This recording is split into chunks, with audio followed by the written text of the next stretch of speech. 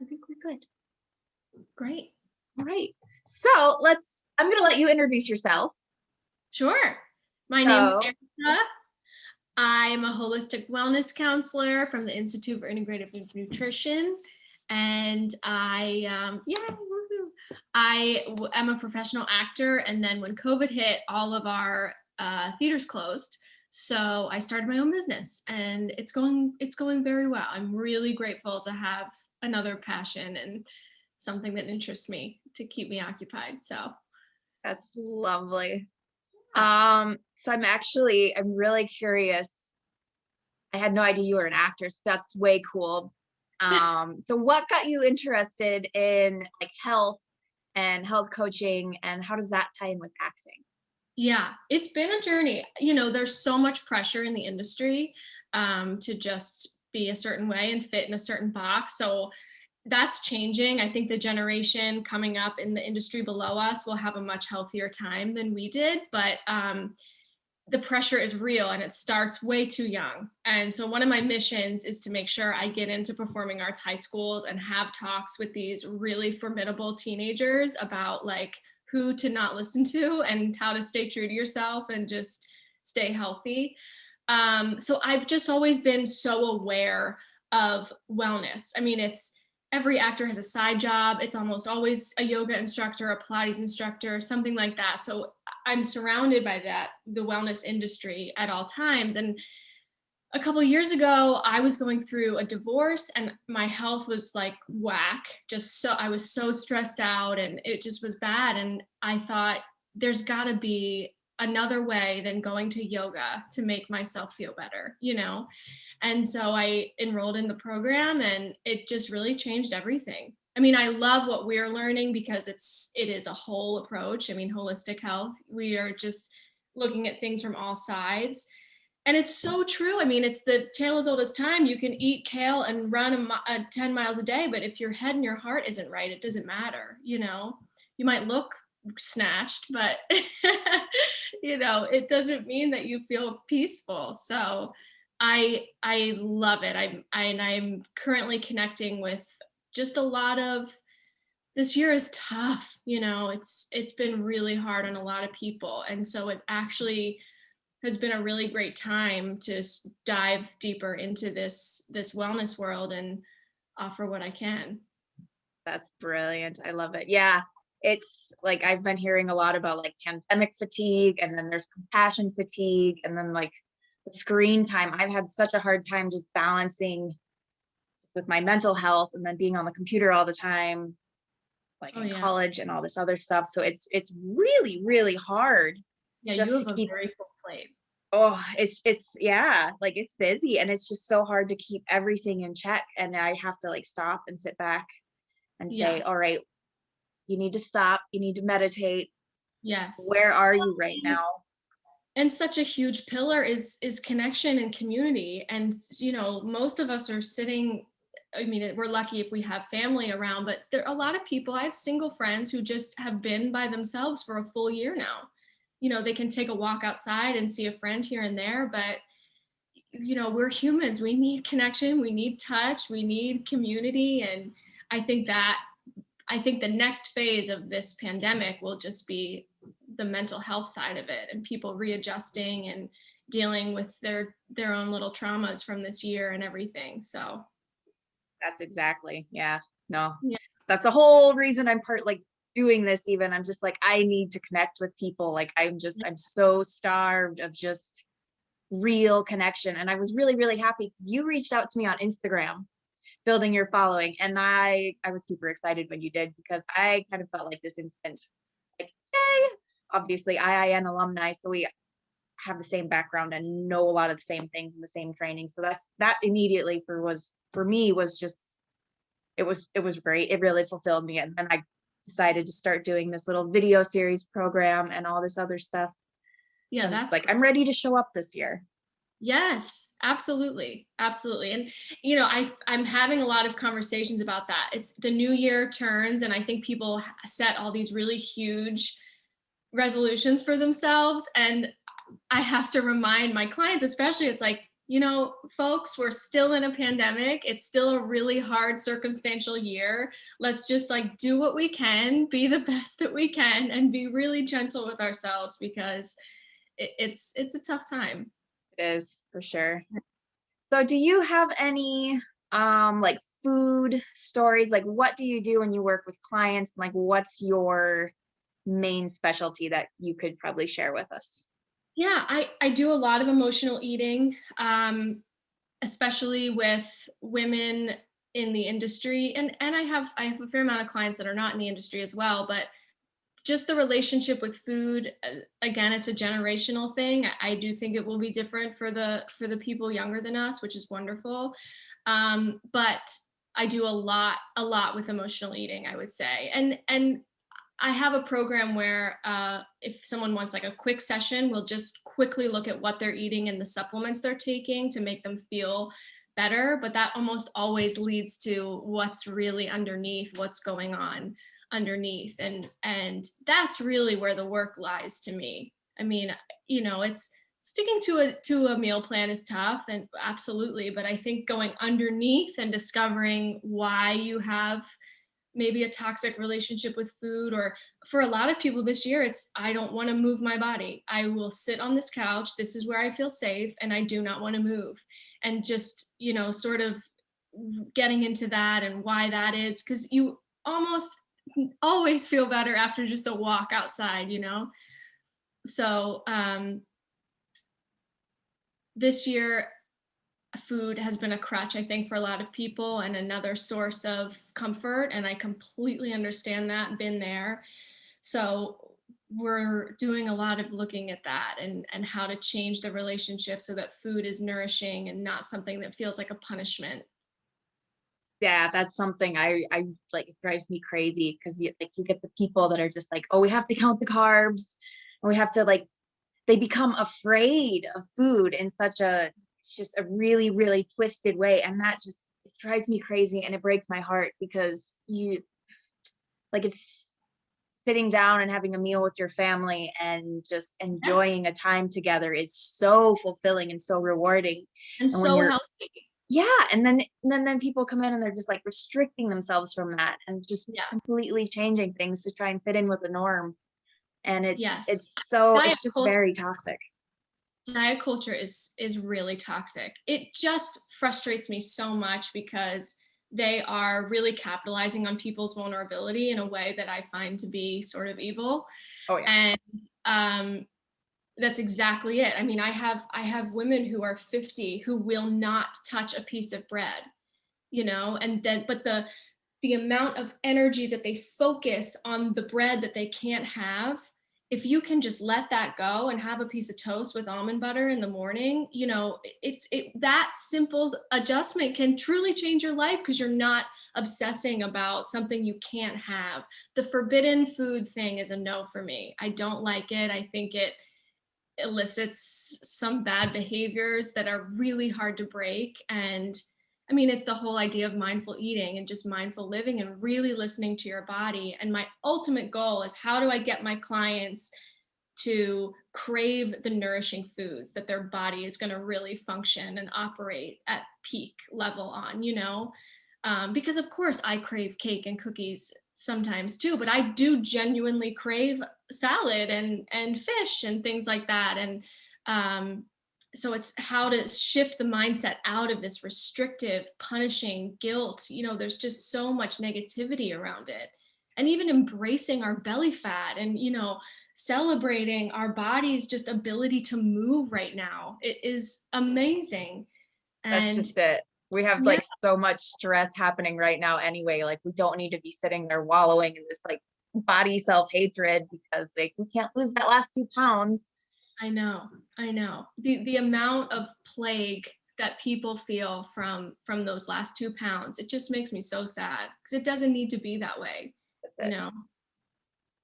Yeah. So if you like, what are some of the ways that you go through and like identify unhealthy food relationships and unhealthy mindsets, say with your clients or something like that? If you're trying to walk through them, take somebody from like that, like being afraid to eat a piece of toast to being Yeah. able to embrace it. Do you have any of the steps that you could maybe share with us?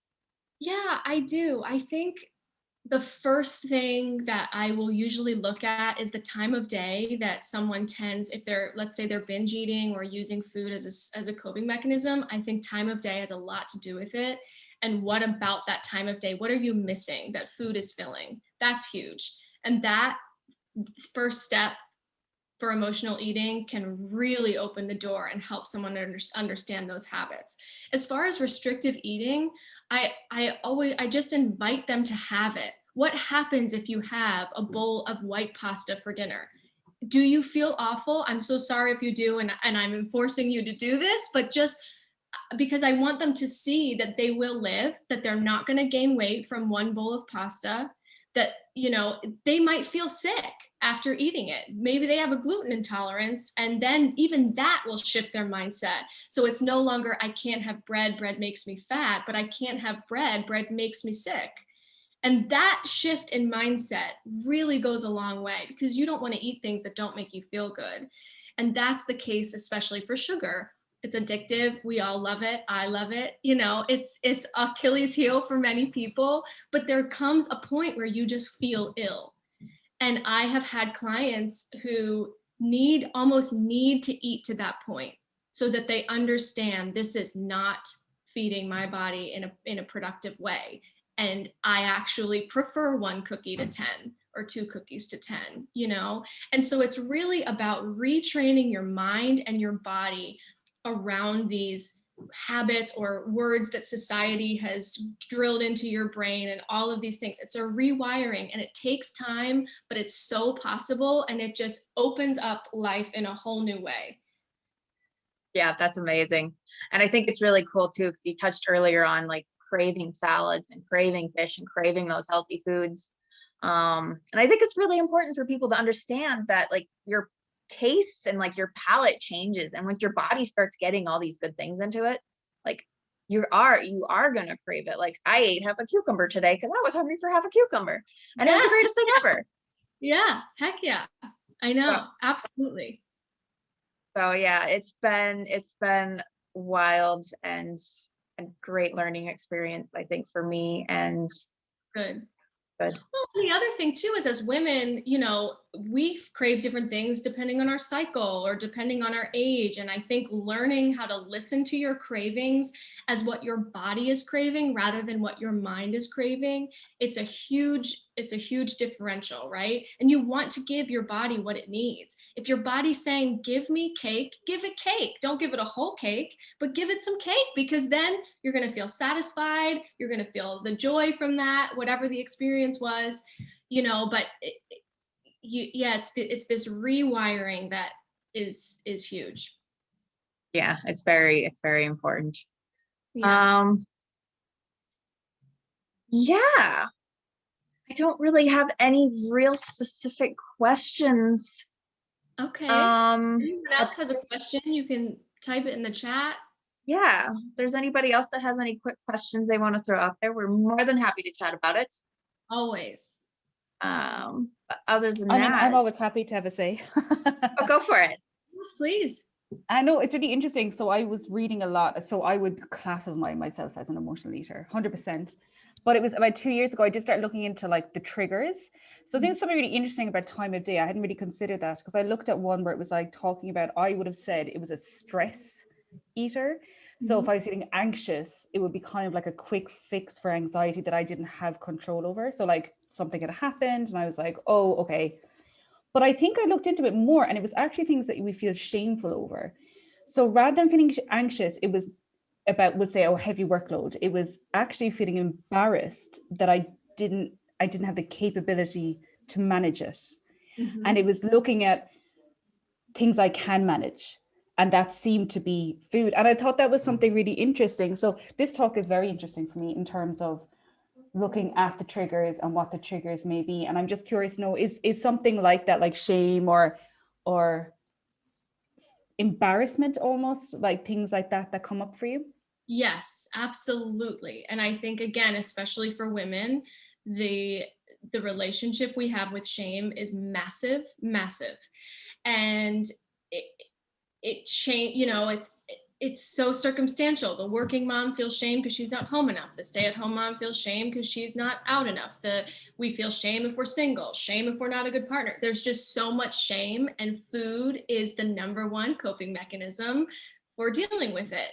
And I tell my clients that feel, and again, it's almost, food in that way is a punishment. It is a soother, but it's also a punishment because you're talking down to yourself. You're saying, I don't deserve, subconsciously or whatever. You're saying, I have failed at this. I'm feeling shame around this. So I'm going to punish myself with this. Even though you think it's soothing, it's you disrespecting your body or disrespecting your mind.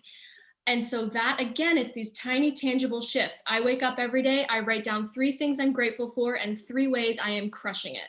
I start my day with that every day. And that just sets me up to be in a brain space of empowerment and confidence, and if I need to do it again at the end of the day, if I've had a really bad day, I will do it again. If I have totally effed everything up that day, I will still list those 3 things I'm grateful for and 3 ways I'm proud of myself. Because it is these tiny, tiny shifts that you make in your brain that will add up. And we have to defeat the shame, especially as women. I feel so passionately about that. I don't even know you, Kate Malloy, but you are crushing it. Just by being here, you're doing something for yourself, and that's fantastic, Oh, thank you, Erica. That was like very emotionally empowering, but I think you've just like totally solidified what I was thinking. The idea of punishing yourself, I think, is probably, yes, unfortunately, the more of the issue. And I think, when we try and make sense of these things on for ourselves or on our own, we do have a tendency to even think of like the most linear version of why I do what I do or what I do. And I think once thinking about the term of shame or embarrassment, and then you saying that it's a version of a punishment, I think all these things come together. I mean, depressingly so in some ways. It's good to acknowledge them, but then you think, wow, whatever stage you're at in life, it's always kind of a bit of a shock to discover these things. So I think important, but kind of one of those things you kind of think, wow, now I have to do the hard work. Yes, that's it. But it's worth it. And you are not alone. Trust me in that. You are not alone in these feelings. That's great. And I think it's something too, I noticed, especially during the pandemic for myself, like I've had to change my eating habits completely. And it was actually, there was another thing, like I had these realizations just from like my childhood and growing up. Like we ate certain times of the day and that's just how it was. And I've had to, like, since living here for the last 2 years, I've had to completely retrain myself and just like use my brain and think about when, like, all right, am I eating out of habit? Or yes, am I eating because I'm hungry? Right, exactly. And that's something like the pandemic has really highlighted that for me. Like my relationship with food in that sense was very skewed because I was just eating for habitual nourishment instead of just eating to nourish my body. Yeah, so much is rooted in our childhood. So much of our habits is rooted in our childhood, and it's another thing worth revisiting. I mean, I have some mom clients that are wonderful. They come in not for themselves, but because they're raising young girls and they want to make sure it's a home that has a healthy relationship with food. And the first thing I say is never make them finish the plate. Our generation, I still do it. I have a really hard time leaving food on the plate. Just put it in a Tupperware and save it for tomorrow. I can't do it, but it's just an old school thing where you better clean your plate. And I understand the intention behind it, but we are establishing a weird punishing relationship with food from age 3, and that it sticks with you, So it's things like that we don't really think about, but they have an impact. Definitely. Yeah. Brilliant. And even small things, I know, like rewarding kids with food or rewarding them with candy. That's huge. Something I've noticed dramatically has and it terrifies me. That is huge. And I had it growing up. You got an A, let's get an ice cream, did that, let's get an ice cream. And I encourage my mom clients to say, you did so great, let's go to the art store. You did so great, let's pick out a new shirt or something, so that food is nourishment and joy and not reward. Yeah. And especially it's not sugar rewards too. Yes, right. That's what it always is. Crash. Yeah. That's great. Do you have any surefire like breakfast plan, like anything that you eat specifically just for yourself that really feeds and nourishes yourself? Yes, I do a green smoothie every day. If I don't have it, I'm hangry. I feel tired. I am irritable. And this is like something I started probably 3 years ago. And truly, I'll sometimes not do it on the weekends. It's like my weekday morning ritual. And if I don't have it on the weekends, I really feel it. I really do. But the beauty of the green smoothie in the morning is that then you don't have to worry about greens for the rest of the day if you don't want to. I had my greens in the morning. I don't need to worry about salad or whatever later if I don't want it, especially now it's freezing here. I very rarely am reaching for a cold salad. So if I have my smoothie in the morning, bundled up still in my pajamas and my robe, I enjoy it. I get the nourishment I need. I put avocado and protein in there, so I have fat and protein, and it keeps me full. I feel so energized. I can put any supplements in there that I might not be getting based on, I don't eat a ton of meat or whatever it is. And so I get what I need right first thing. And then the rest of the day, I can truly go for what I want to eat. I don't have to necessarily worry about meeting any sort of nutritional landmarks. For sure. Yeah. And I think it's important to note weather changes and things like that too. Like the last thing I want to eat when it's cold and miserable out is a salad. Like I want soup. Give me soup and toast. I want warm food for the next 3 months, I'm sure still. Yeah. Yeah. But then in the summer, like never give me soup in the summer. No, thank you. Exactly. So it's very important just to be mindful of just seasons. Yes. Like seasonal foods even, and even just where you're at mentally and physically, and just feed your body what it needs. Sometimes not always in the moment, but. And I don't know if you've gotten to the Ayurvedic section of the program yet, but there are different Ayurvedic types. There's the 3 types, and one of them, you don't like cold things in your body at all. And, not everyone prescribes that school of thought, but I have met people who are like, I hate cold water. I hate ice cream. I hate smoothies. It doesn't feel good for their body no matter what time of year. I think that is so interesting. The Ayurvedic thing, I was like, what is this? Very cool. Yeah. I found some teas that were like Doja based teas. Yes. And I was trying a couple of them, and there was the one, and it was, lo and behold, it was my Doja. Yes. And I'm just like, oh my gosh, I love this so much. Yeah, it's great. It's great. So yeah, there's a lot of cool stuff out there. Yes. I guess that's about all I think I have at the moment. Okay. Any more questions? I actually have a question. You were talking at the start, like that you could crave sometimes of good stuff for you, like fish or vegetable and stuff. I'm actually kind of struggling with this kind of food because I'm not craving nice food, like which is good for me. I'm craving like pasta and stuff like that. And if I eat good food for myself, I don't really enjoy it. And sometimes I actually feel a bit shit after it because I don't know, like I don't like it really. Yeah. There's swaps that you can make that you can sort of trick yourself into getting nutrients while still having your delicious food. So I always recommend to my pasta lovers, if you try like a chickpea pasta or a red lentil pasta, you're still getting protein. It's a plant-based protein. It's really good for you. So you're taking the white flour out and you're replacing it with a nutritious form of plant-based protein. So right there already, you're still going to have the feel and the taste of pasta, but you're just getting a little more nutrition in it. And then I don't know if you like sauce or anything, but if you can, no sauce? No, I do, yeah. If you can dice up any vegetable and put it in your sauce, that's a good way to do it. But again, I'm going to pitch for the smoothie because you can load that thing with fruits and veggies and really cover the taste. If you use like a chocolate protein or, add nut butter or a vanilla protein. I mean, you can play around with it where it could have 3 cups of spinach in it and you won't taste a thing. It'll taste like a chocolate shake. And there's great recipes out there for some really nutrient dense smoothies that taste like, you know, a chocolate milkshake. So it's Okay, cool. Yeah.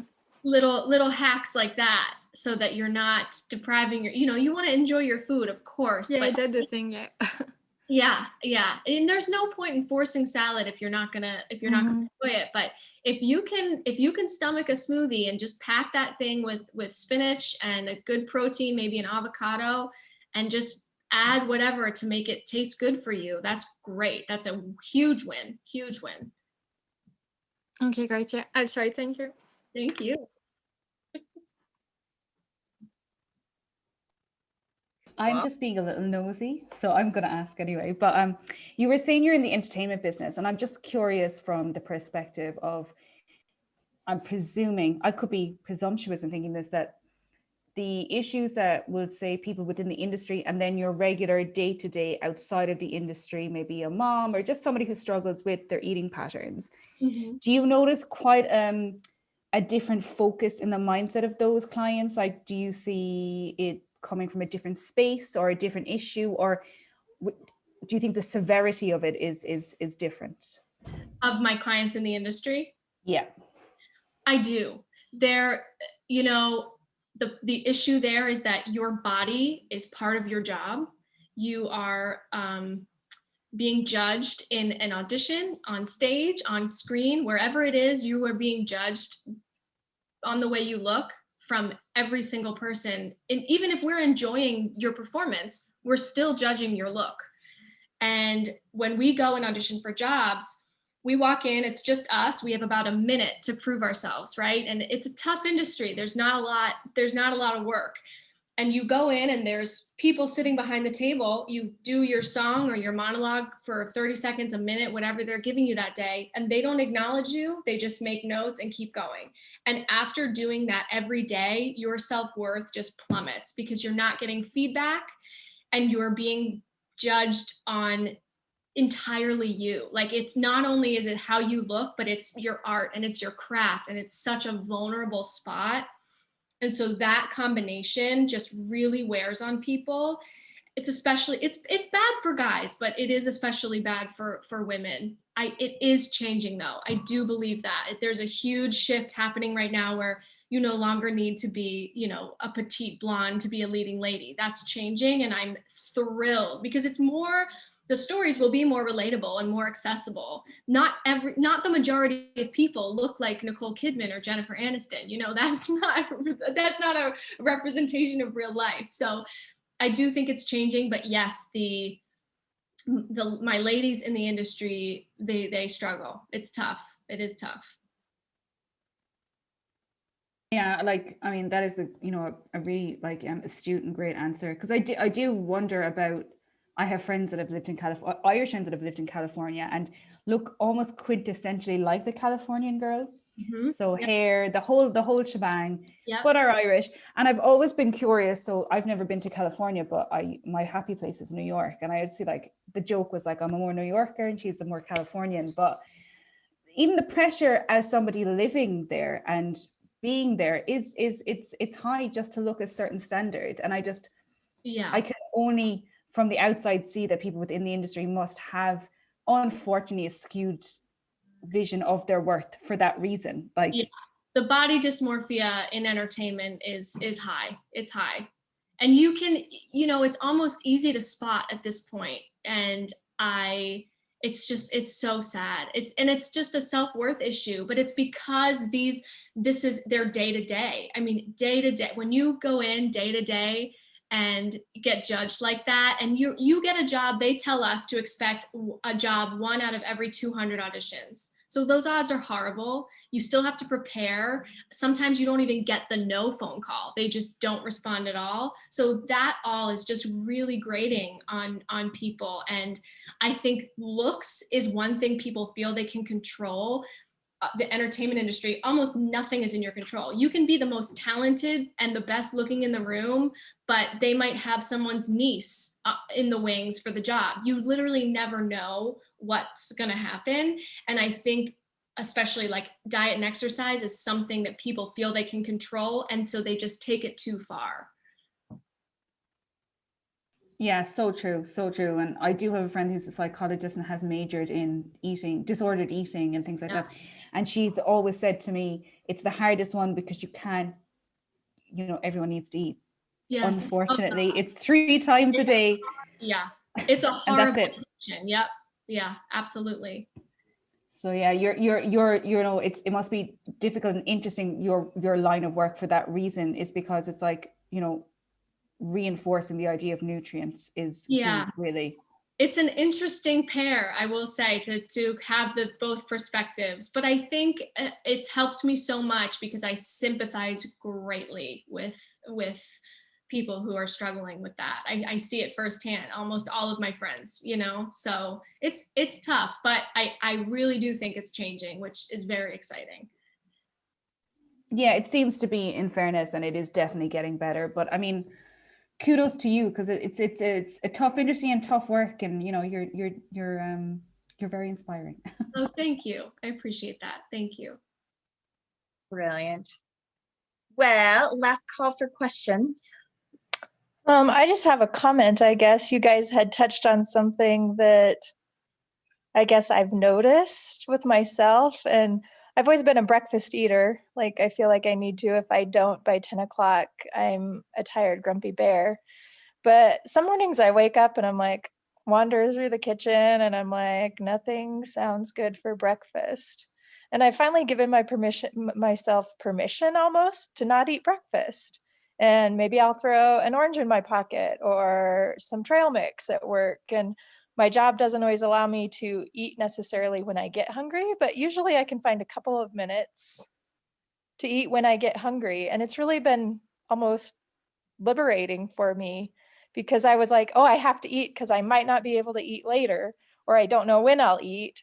And I've really had to learn to give myself permission. And this is just something the last probably 6 or 8 months or so, that I'm like, okay, you're wandering around the kitchen, you're not finding anything that sounds good. Like, don't eat out of obligation.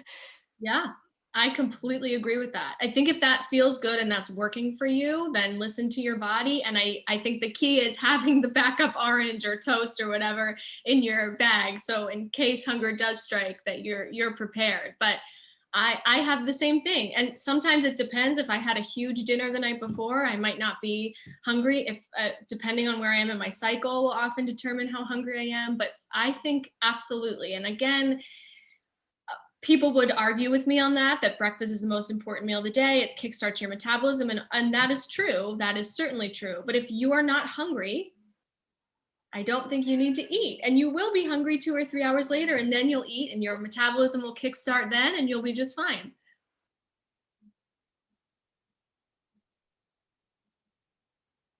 Love it. It's very true. Like I would be guilty of that to an extent myself. Just like sometimes I eat way too late or way too big of a meal in the evenings. And he's like, yeah, you wake up the next day and you're not ready to eat, and your body's just like, just wait, give me an hour.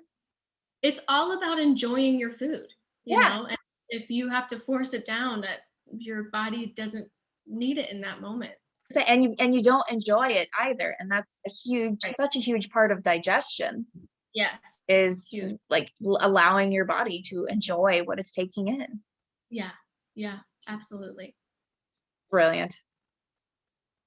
On that note, thank you very much, Erica, for jumping in here. I truly greatly appreciate it. Thank you for having me. No problem. And if you ever, need anything in return, I'm always happy to help.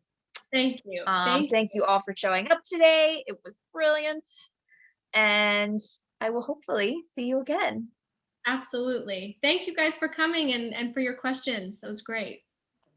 Thanks, guys. It was so fun. Really appreciate it. It was great. Thank you. Yeah, thank you. It was good. Bye-bye. Bye.